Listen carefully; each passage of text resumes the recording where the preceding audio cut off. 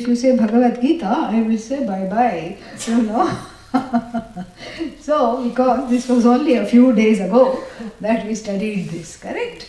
Yeah, that's why it sounds familiar. And so we are on number 3 now. Aneka janma bhajanat swavicharam chikirshati. We have seen that. After many, you don't want me to do this all over again, right? Many lives of floundering around and accidentally doing some good karma, and then later growing to deliberately do some good karma. Finally, the person qualifies for what is called Atma Vichara, Swavichara, Swatma Vichara. You know, an inquiry into the I, into the nature of the I. Finally, the person gets to the place. And of course, it has to be proper inquiry. And when it is proper inquiry, and we have seen in detail, proper inquiry includes Guru, includes, seeing Vedanta as a pramana, all this. And when that happens, Vinashtayam Mayayam, first Maya is destroyed. What is Maya? Avidya. Ignorance is destroyed. It's not that, multiple manifestations are destroyed. Ignorance is destroyed. The ignorance that attaches to the I, that makes the I identify with everything limited, that ignorance is destroyed, along with all its parampara. Ignorance also has a parampara. Yeah. Avidya has a lot of shishyas. Yeah. Avidya has its own ashram. Yes. She is the Acharya. Avidya, not Vidya. Avidya. Avidya is the Acharya. Maha Acharya. Mataji. And then who are the students? I don't love myself. I hate myself. I am an idiot. I am a donkey. I am a monkey. I'll never get this right. The whole world is bad. I am okay, but the whole world is horrid. I am all right. The world is also okay, but who is this Ishvara? I don't like Ishvara. These are the students. Yeah. And what is taught? You are separate from everything else. You are not anything that you want to be. You are forever consigned to this elusive concept of happiness. You are separate from Ishvara. You are alienated from Ishvara. But that I already knew. Why do I have to go to this ashram? That's the whole point. And but with proper inquiry, what happens? This avidya, along with her ashram, is destroyed completely. And when that happens, what happens? Vinashtayam mayayam, yaha shishyate. Shishyate here means what is the one who is left, is the one to be looked into. And what did our student in the Viveka Chudamani say last time? That's where we had left it. Speaking of left, this is where we had left it. What did the student say? I have negated Panchakoshas. Panchakoshas are the 5, coverings, as it were, that covering not in terms of covering the Atma, but covering my understanding. The loci of error. The 5 loci of error where I make a mistake centered on the I, that, that the mind, body, all these things, prana, doer, experiencer. Yeah, 5. So all these are, these I have negated Guru because I am a good student. I do exactly, I am a yathoktakari. Yathoktakari means as it is said, only that much I do, nothing more. And so I have done that. Okay, then what else have you done? The 3 states of experience I have negated because you said neither the dreamer nor the sleeper nor the waker Atma is. I have done that, And then what? Starting with this body I have negated. Mano buddhyahankara chittani naham na cha shrotra jihve na cha prana netre ghrana netre na cha vyoma bhumir na tejo na vayu. That's where I stop because the last line I don't understand. That's where the person has stopped. Manaha na, na aham. Buddhi, of course, that I already knew. No buddhi. Yeah, I know this beforehand. Buddhi was already negated for one such as myself. Ahankara, okay, fine. Bye bye, Ahankara. Tata, it also waved back because it has to have the last word. And Chitta, emotions. Oh, the sooner I'm done with them, they are uncomfortable little fellows. I don't want to feel any of these silly things, all this pain and angst. Go away, you are not me at all. They also sadly went away. And then, I'm negating all the sense organs. This is with relation to the jiva. What is that?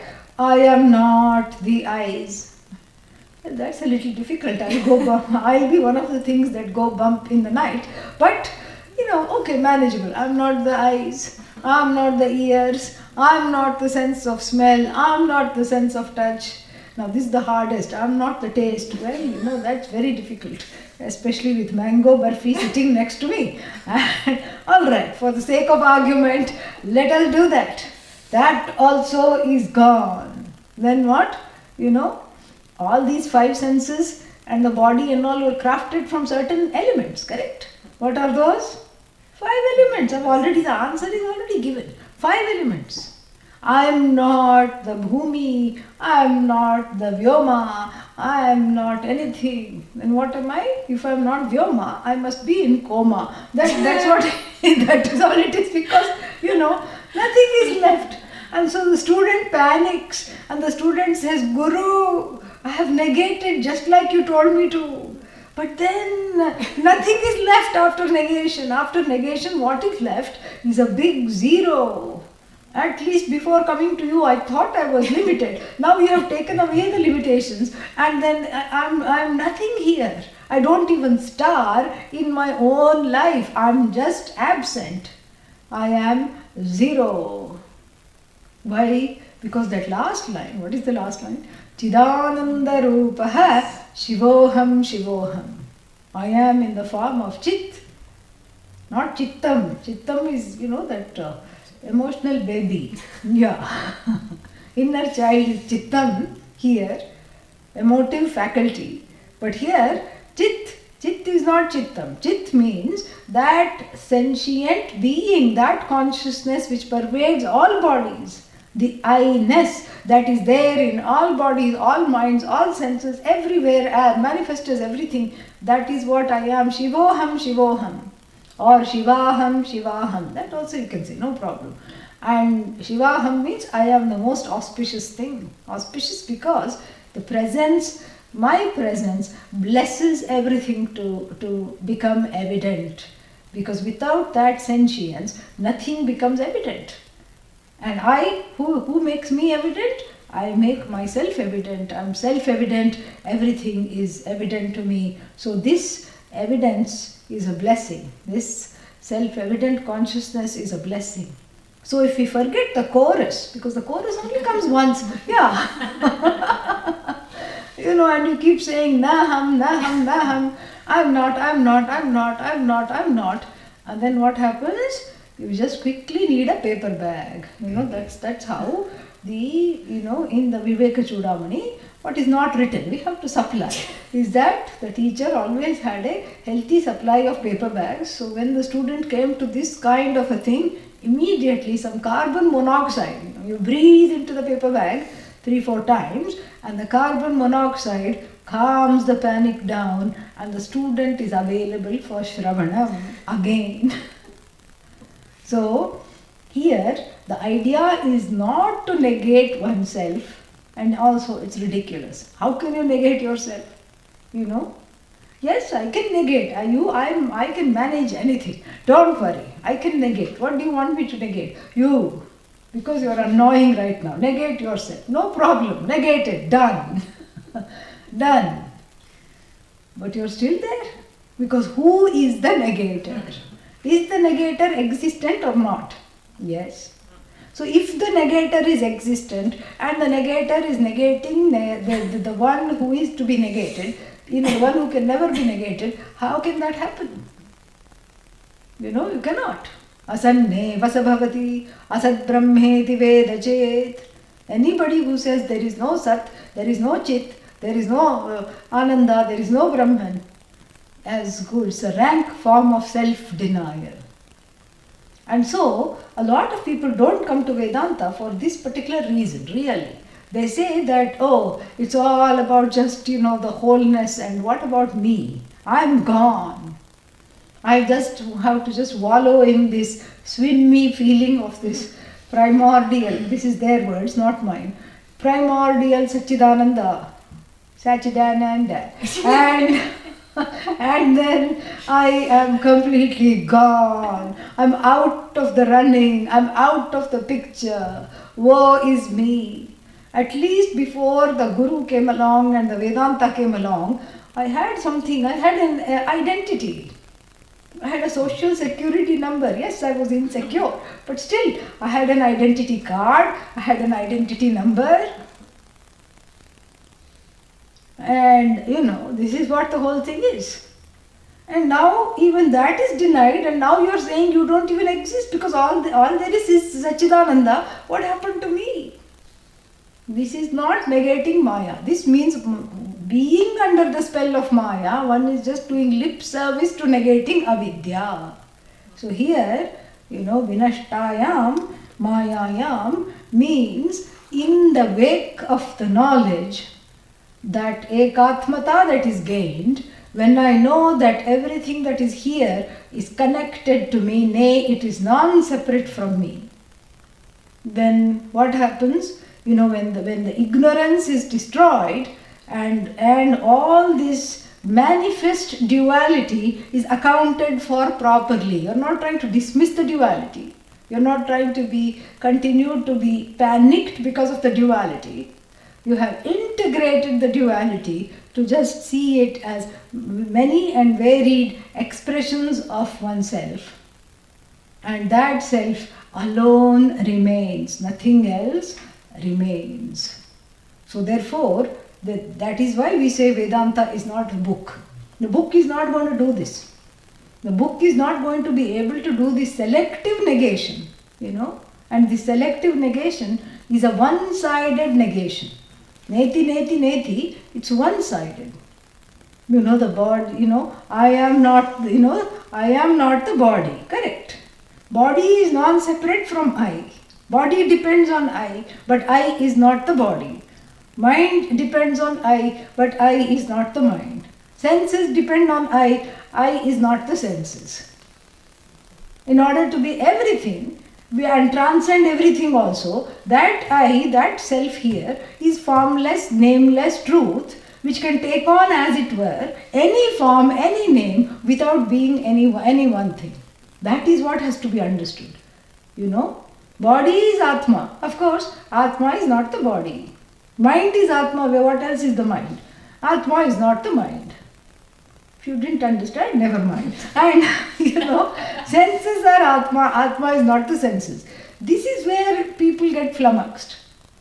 And so, sometimes the Neo-Vedanta goes to the extent of denying everything. And then the same quandary, then where am I? I have denied myself. I'm a big zero. What should I do now? Don't read the book. That is the thing. This is a pramana. And the means of knowledge, we have talked at length about this in this particular text, because it's important for what is to come. The means of knowledge are, they cannot be dismissed until you make use of them. That is a very important condition. We saw some conditions about means of knowledge. This is one more condition which is very important. What constitutes a means of knowledge? That which cannot be dismissed without being used. If you close your eyes and complain, I cannot see. Eyes are supposed to see, but look at me. I have eyes, but I cannot see. Operate them. Open the eyes. No, I'm scared. Why are you scared? What if I am not able to see? That's your fear. No, but are you sure I'll be able to see? The doctor will say, the doctors have a funny language. There is no reason that you will not be able to see. because there is malpractice, all these things. They cannot promise anything, especially in this country. There is no reason you won't be able to see, double negative. And please open the eyes. No, I'm not going to open the eyes. What if I'm not able to see? This is after some cataract surgery, operation, the person is afraid. Open the eyes. Yeah, that's what it is. That, you have to operate the pramana. And in this case, before you dismiss it, in this case, you cannot operate the pramana. Pramana has to operate upon you, I told you. And so therefore, what do I have to do? I have to submit myself to this operation before I dismiss Vedanta as some kind of a, school of thought, philosophy, whatever. It cannot be a school of thought. It's a way of seeing something that is not available for the senses, for inference, for mentation. That's what it is. And it's not, when I say it's a way, it's a vision, it doesn't mean that it is one of many things. Because when you say pramana, it is the only thing, it's not one of many things. Pramana means it operates only in its realm, just like the eyes. Nothing can substitute the eyes. Now, what about telescope? Telescope also you have to see, look inside. What about glasses? That also. That is Upanetram is based on having netra. Only when you have netra, then you can have Upanetra. Yeah. That's what it is. And even with people with very compromised vision, I read somewhere that they have done something with the brain to see how the brain processes whatever the information the eyes give. And so there was one man, there still is, he is in his 70s or 80s, elderly man, has lost his vision, lost means very poor vision. He just sees some light and dark and some shadows in the room when people walk. That's all he can see. So interpreting how his brain analyzes things and interpreting the vision, they equipped him with certain kinds of glasses that make him see little more color and little more, detail. It's amazing. But that is also, even depending on that poor vision, they were able to enhance that. So really speaking, the pramana is what does this. And so therefore here, vinashtayam mayayam, how does maya get destroyed? Through the operation of the pramana. Just like a cancerous growth, a tumor gets destroyed after the patient submits to the operation and is cut out, correct? Yeah. That is called Shravanam. After that, chemo, radiation, Mananam, Nididhyasanam. Just to make sure it doesn't, it is completely eradicated. That's what it is. So, this is the whole thing. So, basically, I have to submit to this operation in order to come out of this. Because here is a growth that doesn't belong. That is toxic. Because it is overcrowding my thinking, my vision with fears and tears. This is just like a growth that does not belong. It's a mutation of ignorance. The ignorance is the problem, and the ignorance, like the cells of the certain diseases, mutates into new forms. Nobody loves me, I am abandoned, I am alienated. Why was I born? What is my purpose? When will I discover it? How come I can't contribute to anything? How come, I am not the life and soul of any party? Stop going to party, simple. No, I want to continue going. I want to, be the life of the party, what to do. That is why people end up in these, assertiveness training classes. And then there is one more, what is that? Where you learn how to make speeches. Toast. How to give a toast, big deal. But then this is the thing. So it's like putting a band-aid on the Grand Canyon. And that's what it is. He has a gaping wound that is crying out to be addressed, and this growth has to be removed. And whether you think of it as a cataract or whatever it is a mutation of that ignorance. And that is how the Maya is destroyed, by submitting to the operation. And therefore, Vedanta is not one more way. It's not a system of philosophy. It's not a philosophy. It's a way of removing ignorance. In fact, it is the way. What other way is there? No, but what if it is somewhere in some Amazonian uncontacted village? Let it be contacted. Let them come. We will welcome them. No problem. No, but isn't that also called Vedanta? Sure. If there is such a way, that would be Vedanta. But Vedanta is there in all the poetry and everything. Yes, it is there. Who said it is not there? Then how come you are claiming an exclusive patent? I'm not claiming any patent. No, but you said this is the only way. That's because we have a teaching tradition. It's not just something that arose in one mind who was able to be poetic and write it down. And that's wonderful. All very nice. But here we are talking of not some random person's understanding, but a studied teaching tradition that has, analyzed all the Shrutis and understood the meaning, assimilated the meaning, not only that, communicated the meaning flawlessly to the next generations with the help of prakaranas like this, which have guarded the meanings for so many centuries to come. So this is the safe way. Why do you want to go mountain climbing? It is safe, it is here, it is streaming into your house. You don't even have to move a muscle. What's your problem? What is there to go against? What is that questioning? That has to be questioned. The questioner here has to be questioned. Because obviously there is a block because one is still looking for something else. Here there is a big bowl of ice cream in front of you and you are looking for something else. Oh, are you sure that's the only flavor? Are you sure this is what I want? Are you sure this is what I have, what I should have? Yes. How do you know? Why shouldn't I go to the counter and see what I have? What is there? Go to the counter. It's called Guru shopping. And go and select. No problem. We don't have a problem with that. Once you select, you stick to that. That's what we say. And so therefore, vinashtayam mayayam. Vinashtayam means when that maya is destroyed completely with the operation of pramana. That is what the whole thing is.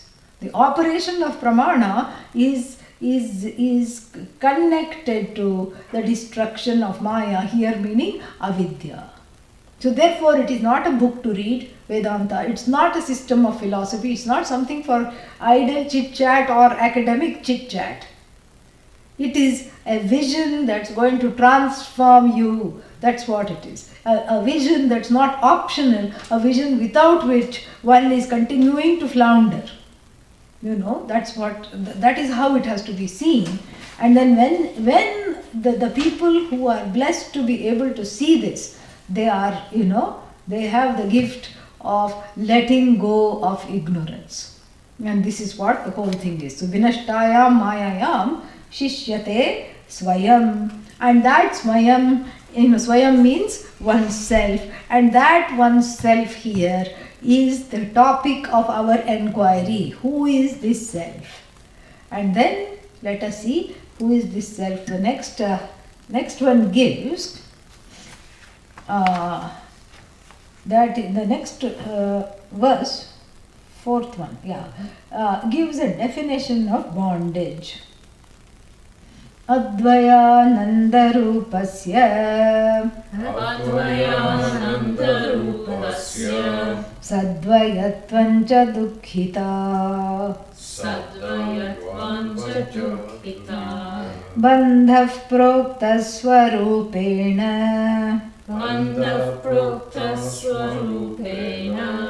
Sthitir muktiritiryate.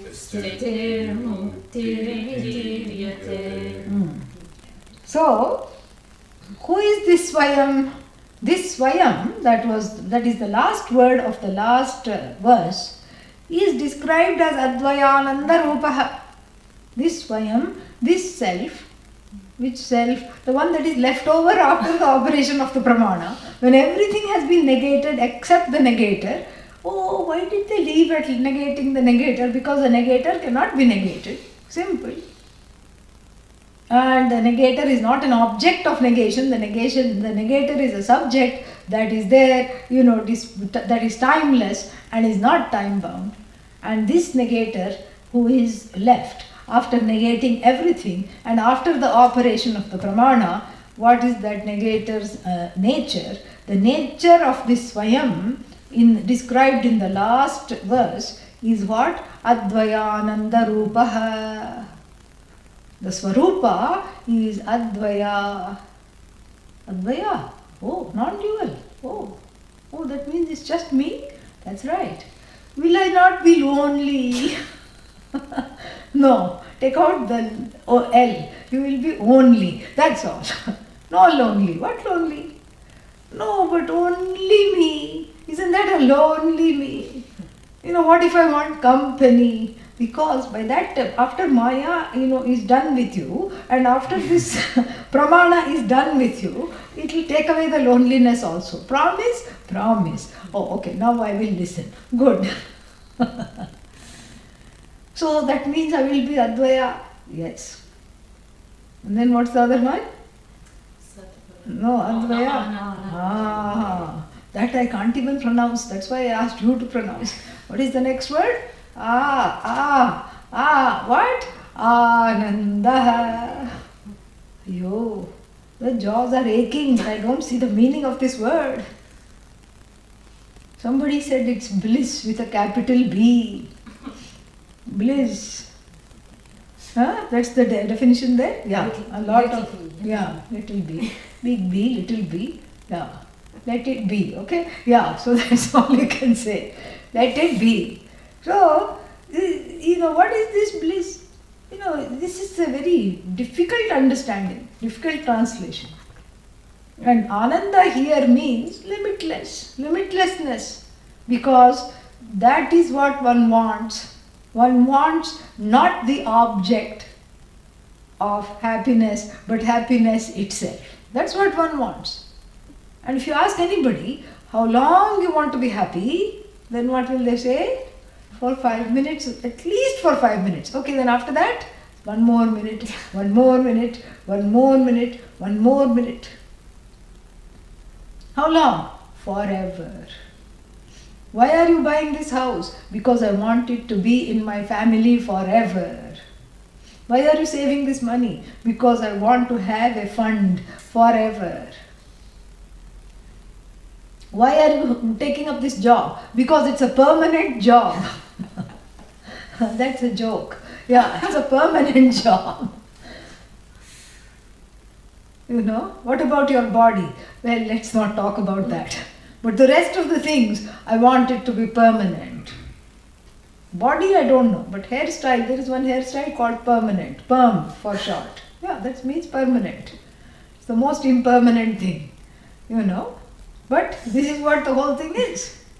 And the whole penchant of the jiva, of this swayam that is left out after the operation of the pramana and all the wrong understanding have gone, that one is the one that was previously going after everything finite in order to procure, so to speak, the infinite. Permanent house, nobody buys a house for just, doesn't matter, it's, dilapidated, it's okay. There are some people who buy dilapidated houses, but then they flip it. Flip means they go there and do some work and, change some paint and some make the foundation stronger and change the doors and windows, and then they sell it for a profit. Why? Because they want the money. And then they are very proud. Got this fixer-upper for $10,000, somewhere in the middle, not in any place anyone wants to live, and then sold it for 50,000, and put 10 more thousand in the material, and then made 30,000 profit. People, are very proud that they were able to do that. But still they did that for the money, and that money is the growing bank account, which in their mind is that forever. So everybody really wants that forever, correct? Yeah. And this is, so therefore here the nature of the Atma is already what it seeks. Oh, it is forever? Yes. I thought it was forever sad. Yeah, that's the problem. Remove the sad, what is there? Forever. But how to remove the sad? Yeah, leave that to us. That's the thing. Leave that to us means the Upanishad talks. The text says. Swami Vidyaranya says, leave that to Panchadashi. She will take care of it. Keep studying. So what one wants is the forever. And something which is very difficult to assimilate here is that, what was the first verse? Go back and look at the description of Paramatma. Ishvara, the Lord, what was that? Read.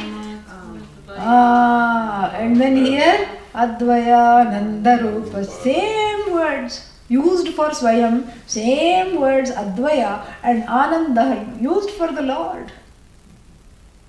And then what? Same word used for this, the one who is lorded over by every circumstance in life. Helpless, hopeless, jaded, faded, Jiva. And this is the one. Same thing. Why? Because that is also Atma. This is also Atma. That is Atma with a big crown saying I am the Lord of the universe. This is Atma with a big complex. That's the only difference. Apartment complex? Yes, an apartment complex of notions. That's what it is. Every notion has its own flat. Yeah. So many flats, so many notions. All of them are flat. That's why they live in flat. And each one builds upon the other. So this apartment is a high rise. High rise of all kinds of notions. I am sick, I am an idiot, I'll never get this, I am a perfectionist, this is how I am. I am a man, I am a woman. I am okay, but what about my inner child? And when will that be okay? I am okay, but my shadow needs some help. My shadow needs to go for a walk. All these things, these are the apartments. It's got a high rise of complex, high rise of lowly notions sitting there, and they are squatters, means they don't pay rent and they don't move out either. That's why Maya has to do a clean sweep of all these things. And then what? Then Shishyate Swayam, and that Swayam which Shishyophies means which is remaining after this apartment full of notions. The apartment full of complexes are evacuated forcibly by giving the evacuation notice. And what is the evacuation notice? Tattvamasi, therefore you don't belong. Oh, okay, I guess I have to leave. Yes, all of you leave. And they all are very obliging. If one goes, all of them thankfully go. So they all gone. The stowaways, the squatters, they have all left. Things living without permission in the psyche, things, multiplying there. And calling your antakarna their ancestral property because that sadness has lived there for so long. Yeah, sadness will say, this is my inherited property. Oh, but it is my mind no longer, now I am here. And my mother lived here, my grandmother lived here, you can't evacuate me. Upanishad says, sorry, you have to leave now. Tattvamasi, oh, they are very frightened of Tattvamasi because it annihilates them. They only survive as long as there is loneliness and as long as there is that identification with loneliness and duality. As soon as their nature is shown of the self, they know they don't belong, they all very quietly leave the room with fingers on their lips. They don't say a word. So what is left is Swayam. And what is the nature of this Swayam? Advayaha, Anandaha. Same as Paramatma, it is like a Mahavakya. Paramatma Dvayananda, Purnaha, Purvam, Swamaya, all this happened, and then here also this Swayam is also Advaya, and this Swayam is Ananda. Ananda means it is naturally contented, it is naturally happy, it doesn't have to search for the happiness because it is the seat of happiness. The happiness is centered on the I, it doesn't have to go anywhere to look for it, and it is not a contact high of object happiness, because that object happiness is really subject happiness. That object happiness is just a subject happiness, and what we are doing is really nothing but a psychological transference. When one says, this object makes me happy, or this person makes me happy, then it should be constant. The same person should make you happy as long as you live. No. After 4 months, I think we need some time out. And they make this sign, time, T for time. We need some time out. Meaning we need space. After that, what? Let's make it official. Not the union, but the space. Because I think I'm better off without you. If that person made you happy, then that person should have continued to make you happy all along. What happened? No, he changed, she changed, I changed. Doesn't matter. That change itself shows that this is not the object is not the cause of your happiness. If object is not the cause of your happiness, the happiness is has to be centered on the subject, because happiness is neither a noun nor a verb. And it is not. No, but it could be an adjective. You can say happy so and so. You can say happy Swatma Vidyananda. How do you know I'm happy? Here I may be laughing and making jokes. In my room I may be going and crying. How do you know? I may be weeping buckets. Yeah. So happiness is neither a noun nor a verb. It is not something that is centered on the object. This we have to understand. It is the nature, the very nature of the subject. But then why am I so object dependent? That's because not knowing this, I transfer it is just a psychological transference. Transference here means a projection. One example is, if supposing, the child has had a difficult experience, let's say it got scared by something. Then when the child grows up, that man or woman, if there is any kind of a similar trigger in the present moment, that same fear is transferred onto the present moment, even though it has nothing to do with the present. That it is like a transference. Same thing, the relationship with the mother and the father, and that same relationship. Sometimes what does it do? It makes one, it is very decisive in finding similar kinds of life partners or avoiding certain kinds of life partners. So if depending on the emotional health of the familial relationship, then the person will be will tend to find partners just like the parents, or avoid partners just like the parents, depending on what it is like. So this is all examples of transference. And so that same transference is happening by the subject onto the object. A property, not even a property, the nature of the subject is transferred to the object and seen as a property belonging to the object. This is a clean transference. No, but come on, don't tell me that if you listen to good music, you don't go back and forth like this, and then you don't smile, and you're not happy. Yeah, what is the connection? What is the connection? The connection is not that the music is making you happy, because the same music should make you happy all the time. Why should it be, why is it called a hit song? It is because it is hit by the other songs from the chart. That's what it is. So then the hit song should never be hit, correct? But the music keeps changing. So this itself shows for us that there is a something very wrong in my understanding this. So it's not that I'm not happy when I'm with the objects, but it is just the happiness of the subject coming out. That's all it is. It's the happiness of the subject being expressed when in contact with the objects. It's not for the sake of the objects, it is for the sake of the subject itself. Atmanastu kamaya sarvam priyam bhavati. Everything is dear to one for the sake of the self. These are the words of sage Yagyavalkya in teaching his wife Maitreyi all about the Atma. Atmanastu kamaya sarvam priyam bhavati. Everything becomes lovable if it brings out the pleased self. In other words, is the pleased self, a siddha vastu or a sadhya vastu? Is the pleased self something to be accomplished, or is it already accomplished?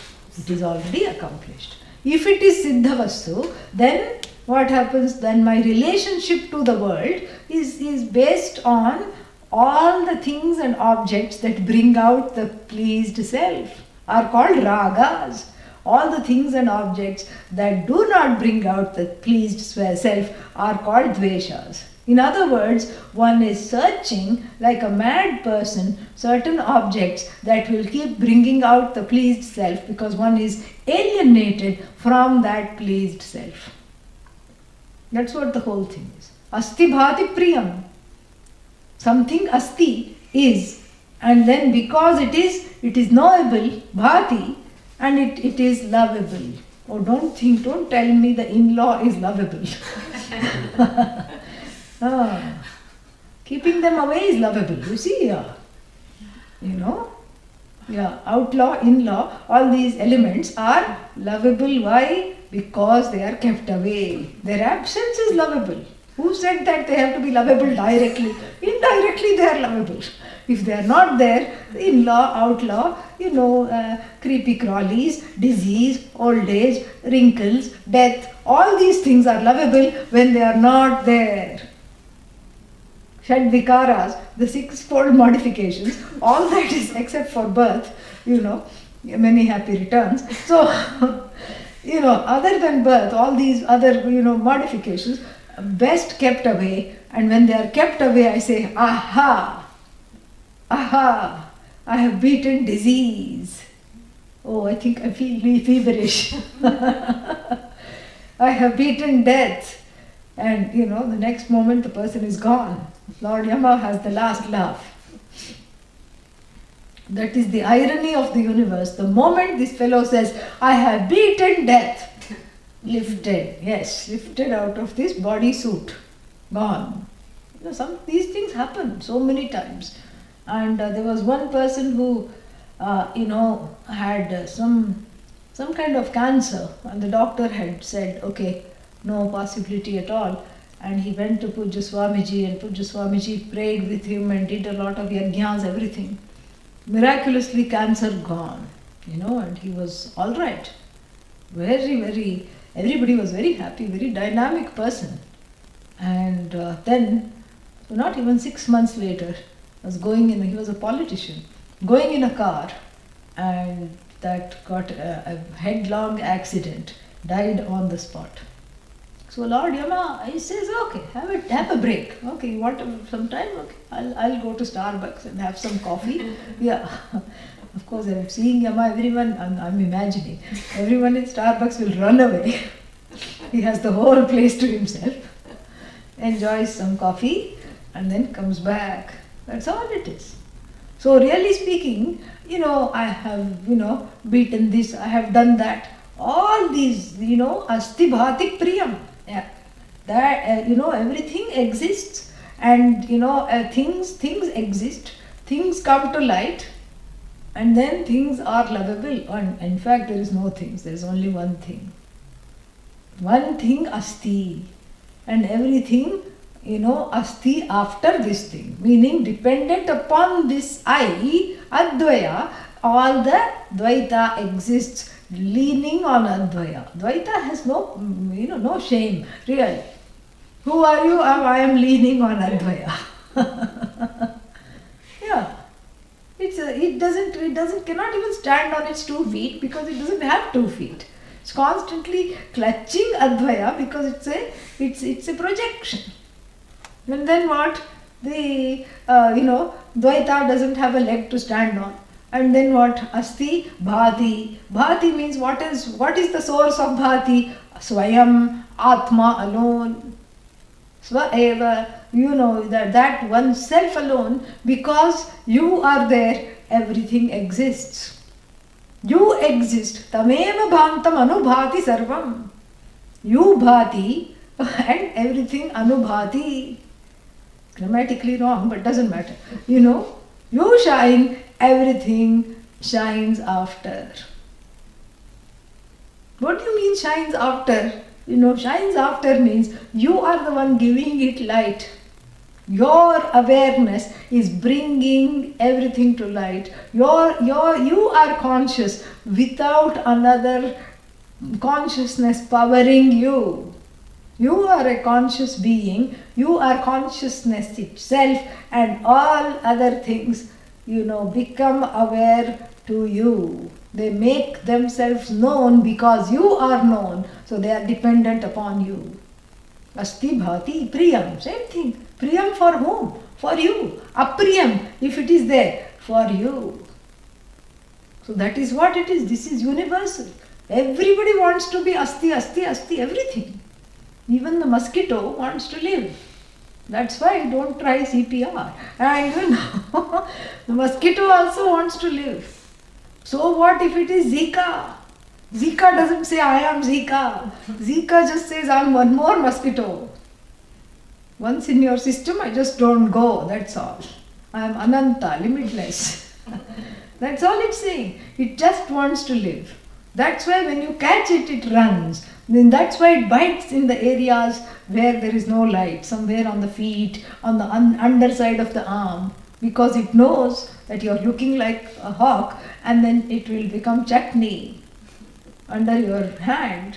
That's why it bites when no one is looking. It wants to live. This is asti. One more day. I told you earlier. One more day. One more day. Lord Yama is on the corner. Just keep waiting. One more day. One more day. Quickly draw the blinds. I don't want to see you. One more day. You don't exist. One more day. One more day. But you are in so much pain. No. One more day. Didn't you say your goodbyes? Yeah, but one more person was left out. I thought of this one more person. Okay, quickly say goodbye. No, they'll take 3 days to come here. 3 more days. Then 1 more day. Then 1 more day. Everybody wants to live for 1 more day. Nobody is saying, I'm ready. Take me. No, but very few people say that. So this is what is called asti. And then what? Bhati, I am the source of everything that comes to light because I am that self-shining light of consciousness. I am that which brings everything to light. Rock also bhati.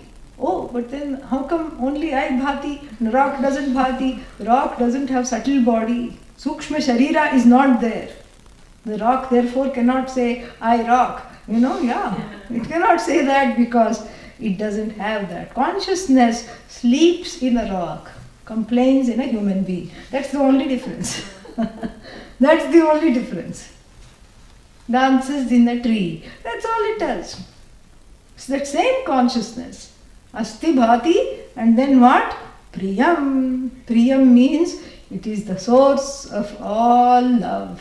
It is the source of unending delight. It is the source. It is for its sake everything is. And not knowing this, one becomes a beggar, looking for scraps of happiness, like a little doggy sitting at the table, patiently it will be putting its tongue out and waiting. One small roti will come, it will catch and eat, and then again it will look, okay, something else will come.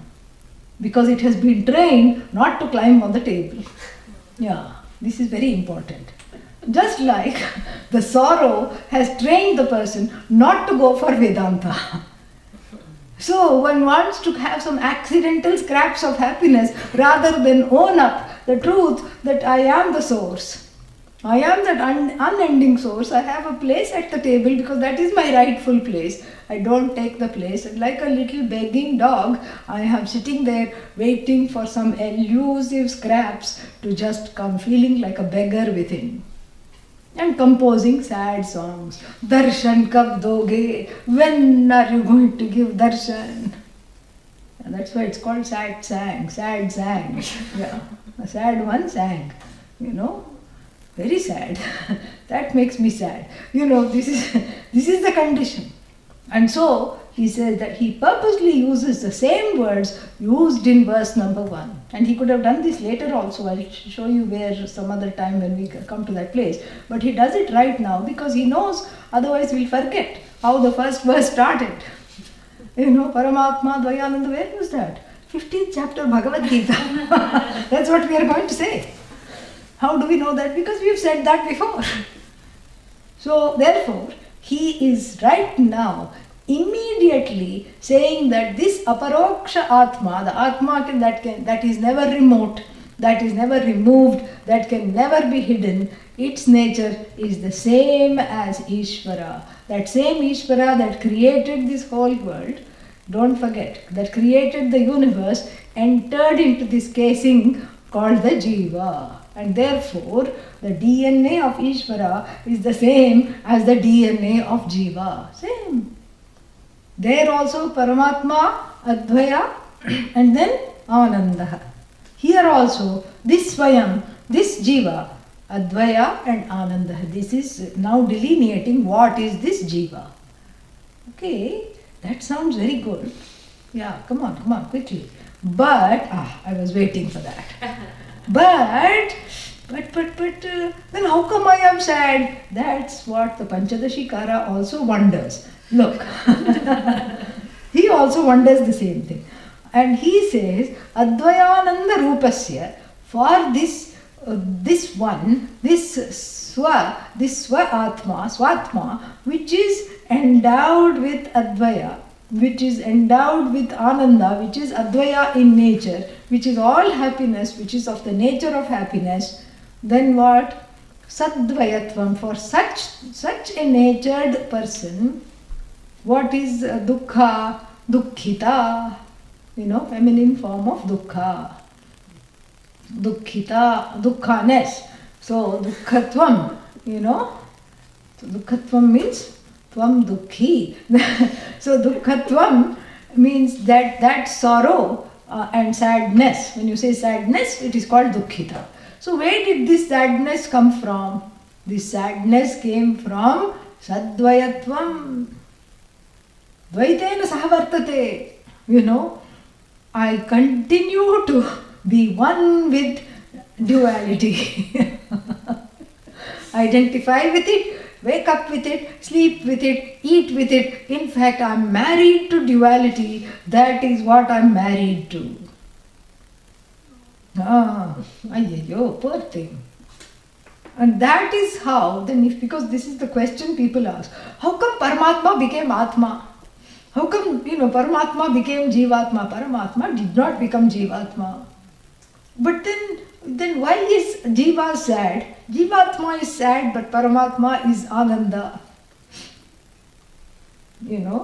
That is because, the person called Jiva, the Panchadashikara, Swami Vidyaranya is extremely kind and compassionate to go into this level of explanation, really.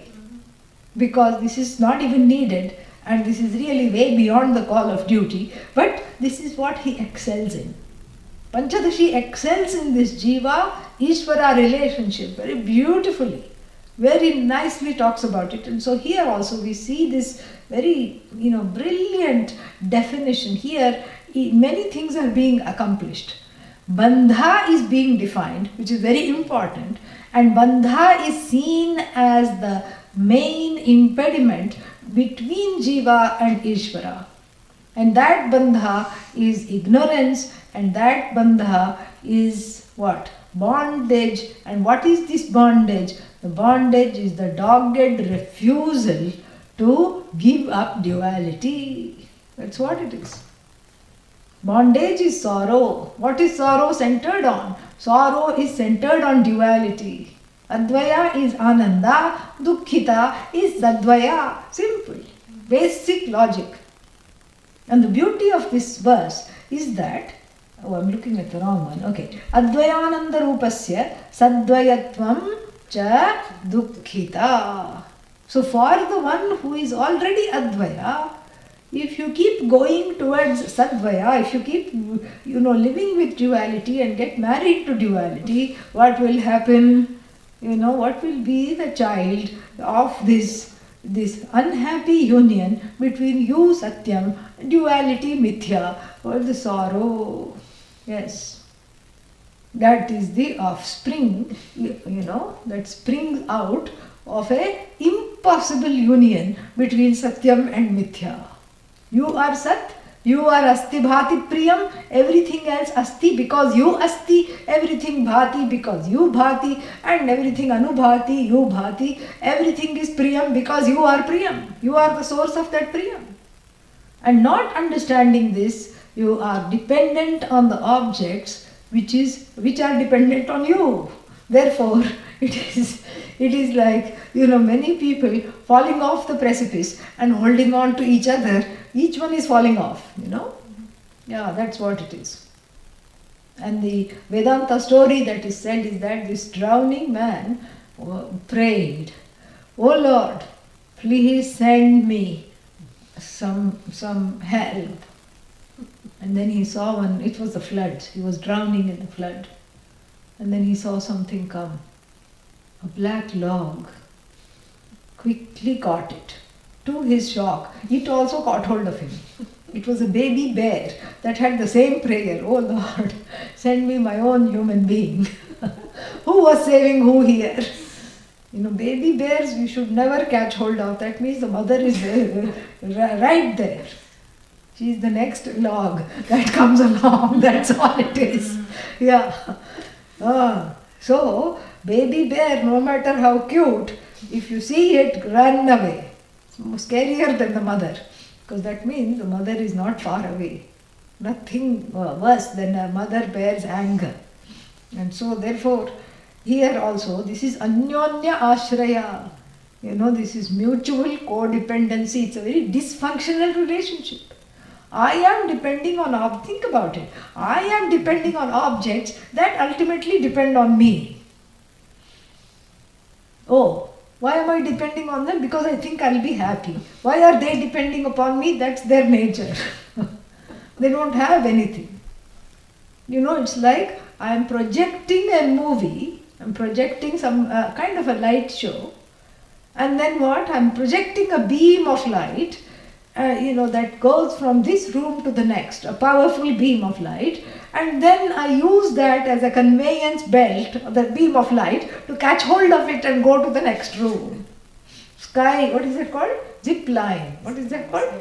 Yeah, skyline, zip line, So I have a hook and I say I'm going to, skywalk and go from here to the other room because this beam of light. The beam of light depends on what? I am the one projecting. And then if I am depending on that object, that is depending upon me, the whole thing is a iffy existence. And if the result is not sorrow, what else can it be? This is what is dukkhita. Dukkhita is sadvayatvam. Dvaitena sahavartate. The one that is not lives with. You cannot say sahavartate doesn't mean lives with dvaita. You can live in duality, no problem. You can live with many, many objects. But you are identified with them. That is the sorrow. That is the nature of sorrow. And this is called this ironical situation, the ultimate irony of the self-standing one depending upon those objects which are mere shadows, depending upon the shadows for one's own existence, for one's own happiness, is the ultimate irony. And this is what is called bondage. Freedom from bondage, advayanandaha. And then no freedom from bondage, dukkhita, sadvayatvam. Bondage is identification with duality, a very clean and wonderful definition. Bondage is nothing but identifying with duality. And then what? Bandhaha proktaha. Bandhaha proktaha means this is known as bandha, definition of bandha. And then what? And then so what is mukti? If this is bandha, don't leave me hanging. Give me also what is freedom. Sthitihi swarupena sthitihi muktihi iti iryate. Iryate means is known as. Is known as what? Muktihi. Is known as muktihi. What is mukti? Freedom. What is known as freedom? Swarupena saha vartanam. Being with one's own swarupa, in other words, being with one's own nature, being with oneself is called mukti. Being with anatma is called bandha. Yeah, being with atma is called mukti. Reveling in your own nature, being with yourself is called mukti. Abidance in your own nature, which is what? Advayaha, Anandaha, Paramatma, that is called mukti. Abiding in duality, because duality has an abiding presence in my life, and then I identify with that duality, that is called bandha, sorrow, so sorry. So, more we shall see in the next class. Om Purnamadah Purnamidam Purnat Purnamudachyate Purnasya Purnamadaya Purnamevavashishyate. Om Shanti Shanti Shanti. Harihi Om Shri Gurubhyo Namaha. Harihi Om. Yeah, 5 minutes just to stretch and come back. Next class doesn't mean tomorrow, okay? Now, yeah. Now.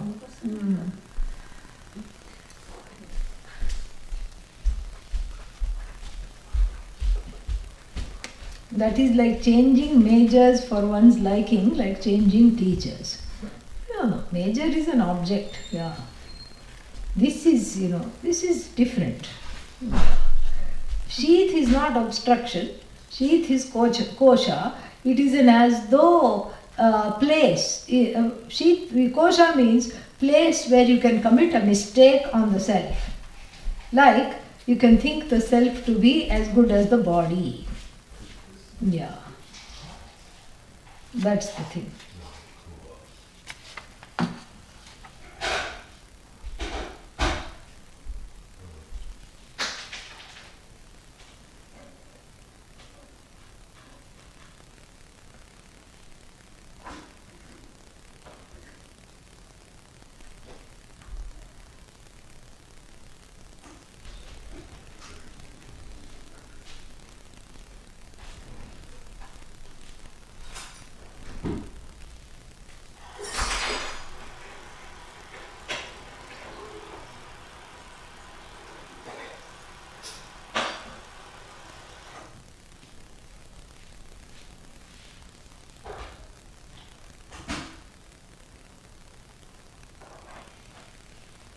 Yeah, if you have any questions, I can take 1 or 2 questions if you have. You can type now.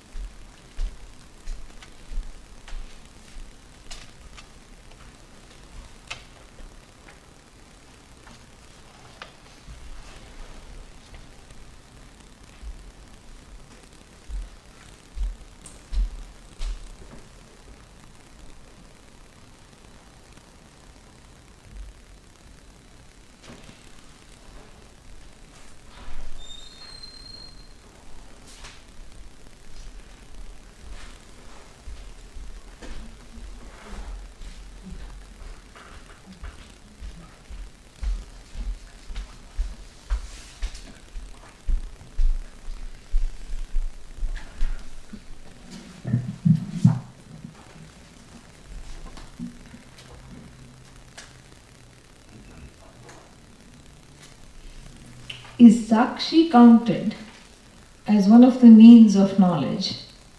When I recognize hunger, I'm not using the 6 pramanas. That is also pratyaksha. It is called Sakshi pratyaksha. It becomes in the form of a witness, as a witness. Good question. It's not counted as one of the means. It comes under the direct, perception. Sakshi pratyaksha. Sakshi pratyaksha. Sakshi is Atma. Atma is not Sakshi.